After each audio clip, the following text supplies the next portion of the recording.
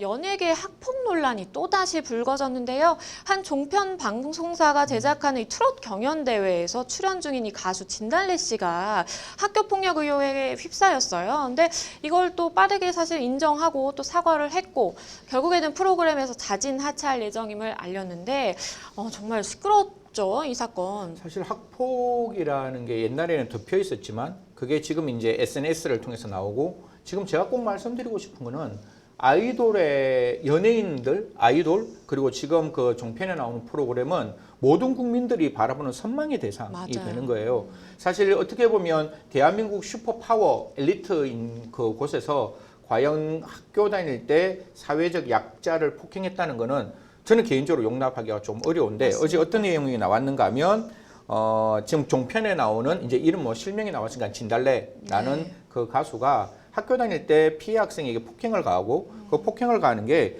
인사를 똑바로 안 한다고 때리고 그 피해자가 진술 내용은 그렇습니다. 또한 엄마 그러니까 피해자가 엄마랑 같이 왔는데 네. 엄마 앞에서 90도로 인사한다고 때리고 아이고.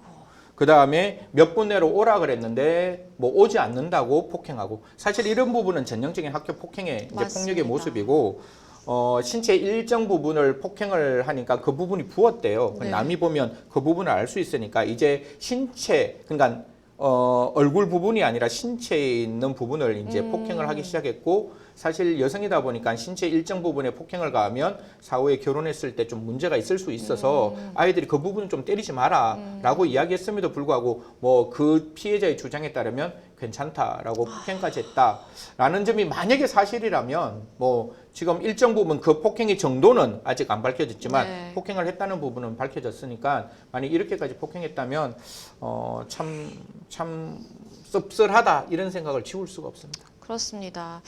이 글을 올린 이 글쓴이 피해자 같은 경우에는 실명을 언급하지는 않았지만 졸업 앨범 사진과 이제 폭로 내용들을 이제 올려놨더니 그걸 바탕으로 이제 추리를 했을 때 진달래 씨다라고 해서 이제 지목이 됐는데 결국 본인도 인정을 했어요. 그렇죠? 네네 맞습니다. 이제 제일 처음에 저는 뭐 이 소속사가 제일 처음에 이야기했던 부분은 굉장히 불편했었어요. 네. 그 소속사들이 뭐 굉장히 좀 이렇게 부적절한 단어를 썼는데 결국은 소속사뿐만 아니라 이제 진달래 씨가 이제 사과문을 밝혔는데요.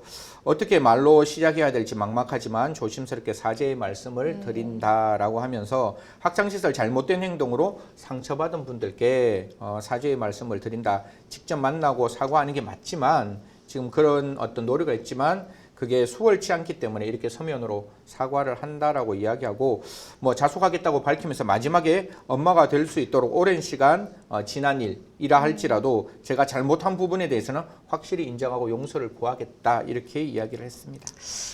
이렇게 사과를 했음에도 불구하고 누리꾼들은 이 사건이 사건이니만큼 사실 굉장히 부정적인 의견들을 좀 많이 갖고 있다고요. 사실 아까도 말씀드렸다시피 때린 사람은 잘 몰라요. 맞아요. 저도 학교 다닐 때 이렇게 그 학교 폭력에 뭐 전혀 노출 안 된다라고 말할 수는 없지만 그 폭력에 노출됐던 당사자 입장에는 그 모습이 절대로 잊혀지지 잊을 수 않거든요. 없죠. 사실 인간이 가질 수 있는 인간의 존엄이 어떻게 보면 가장 무너지는 모습인 것이고 내가 할 수 있는 어떠한 행동도 없는 상황에서 그런 폭행에 노출되어 있었기 때문에 분명히 그런 부분을 인정해서 그런지는 몰라도 많은 누리꾼들이 이렇게 이야기를 하고 있습니다. 연예인 학교폭력 전수조사가 필요하다. 저렇게 폭력을 하고 이제 데뷔를 하는 것 그게 정말 무섭다라는 이야기. 그 다음에 뭐 여러 사람들에게 스트레스를 받으니 착한 사람에게 푸는 것 아니냐라는 이제 부정적 여론도 있었고 다만 뭐 이런 의견도 있습니다. 20년이 지난 철진한 행동에 대해서 책임을 묻는다는 것은 뭐 너무 가혹하다라는 의견도 있지만 저는 20년이 지났다 할지라도 피해자의 트라우마는 영원히 씻혀지지 않는다라는 말씀도 같이 드리고 싶습니다. 맞습니다. 정말 이걸 피해자 입장에서 잘 좀 생각해 봐야 되는 문제 아닌가라는 생각도 드는데 최근에는 코로나19로 인해서 사실 학교도 못 가고 그러다 보니까 학교 폭력도 많이 발생할까라는 생각이 드는데 이게 원택트로 바뀌고 있다고 합니다. 정말 마음이 아픈데 학생들이 학교를 못 가고 혼자 있는 시간에도 이런 학교 폭력에 시달려야 되는 이런 상황 정말 다양한 방법으로 진화했다라고 해요. 사실 뭐 저희가 학교 다닐 때만 하더라도 이렇게 면대면을 그쵸, 만나서 학교 대면이죠. 폭력이 있다라고 생각하는데 지금 학생들이 많이 사용하고 있는 거는 여기에는 SNS 그리고 단톡방 이런 쪽에서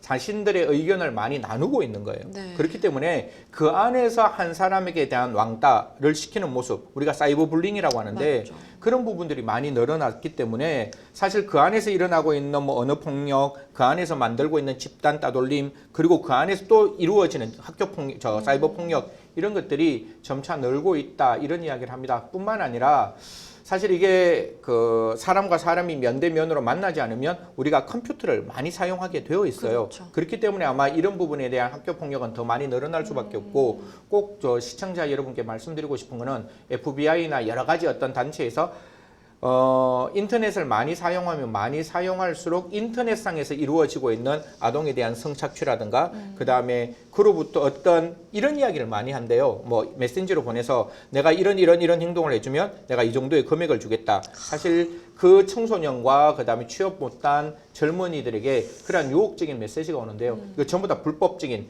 보이스피싱에 엮일 수 있는 문제가 발생하기 때문에 그런 부분에 대해서는 부모님들이 정말 제대로 된 SNS를 확인 좀 해주시고 그다음 그런 부분들이 있으면 절대로 열어보지도 마시고 들여다보지도 마셔라 이런 말씀을 드리고 싶습니다.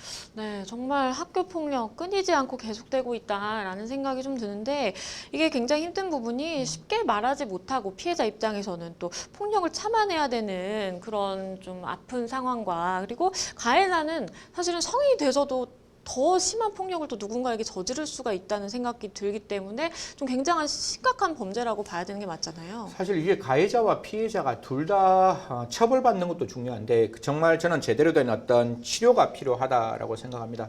특히 청소년들이 제3자를 때리는 이유는 자기의 분노 조절이 안 돼서 그런 경우도 있는 것이고 피해자 입장에서는 네가 맞을 만하니까 맞았지라는 자기 옥죄는 그 트라우마에 빠져 있는 거예요.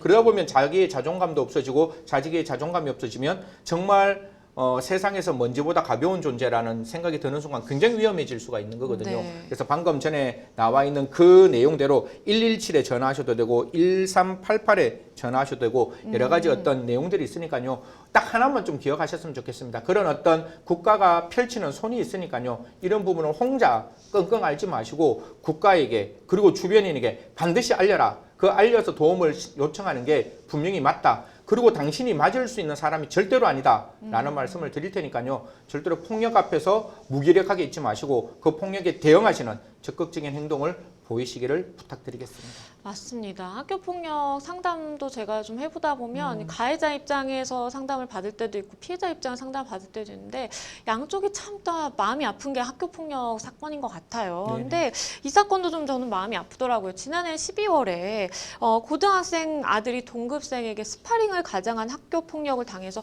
의식불명의 상태다라면서 가해자를 엄벌해야 된다라고 이제 호소한 이 국민청원이 있었습니다. 그런데 청원이 시작된 후 하루 만에 20만 명이 넘는 동의를 얻은 걸 보면 그만큼 많은 공감대가 좀 형성이 됐던 것 같아요.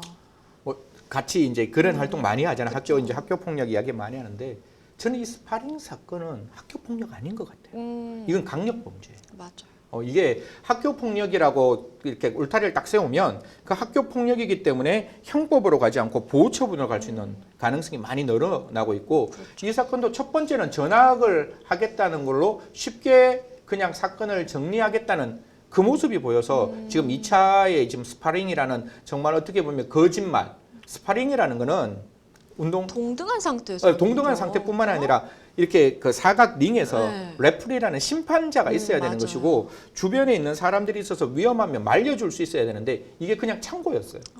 창고고 그 앞에 아무도 말려줄 사람도 없는 상황에서 자기들이 말한 스파링이라는 단어가 나와서 이런 부분에 대해서는 정말 저는 그렇게 보고 싶습니다. 학교 폭력에서 학교 폭력으로 다루어야 할 사건과 학교 폭력이 아니라 형사처벌로 가야 될 사건을 조금 나누어서 학교 폭력의 대상이 되는 부분은 학교 폭력으로 특히 이런 스파링 같이 한 사람이 기절해서 의식을 찾을 수 없을 만큼 그리고 그 순간에 자기들이 이렇게 좀 적극적으로 자기 범죄를 은폐하려는 모습들이 분명히 보였던 사건이기 때문에 이런 부분에 대해서는 국가가 좀 적극적인 개입이 필요하지 않을까. 그냥 학교 폭력에 머무르는 것이 아니라 학교 폭력을 건절할 수 있는 적극적인 조치도 역시 필요하다 이런 말씀 드리겠습니다.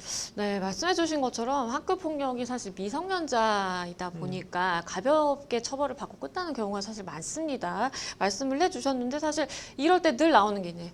소년법 없애야 되는 거 아니냐, 더 강력하게 처벌해야 되는 거 아니냐, 늘 얘기가 나올 수밖에 없는 것 같아요. 그렇죠? 사실 소년법 이야기를 하다 보면 다른 이야기를 다 떠나서 나이를 한 살, 나이를 낮추자는 논의는 저는 그건 가능하다고 봐요. 왜냐하면 민법에 성인의 나이가 한 살 낮추어졌거든요.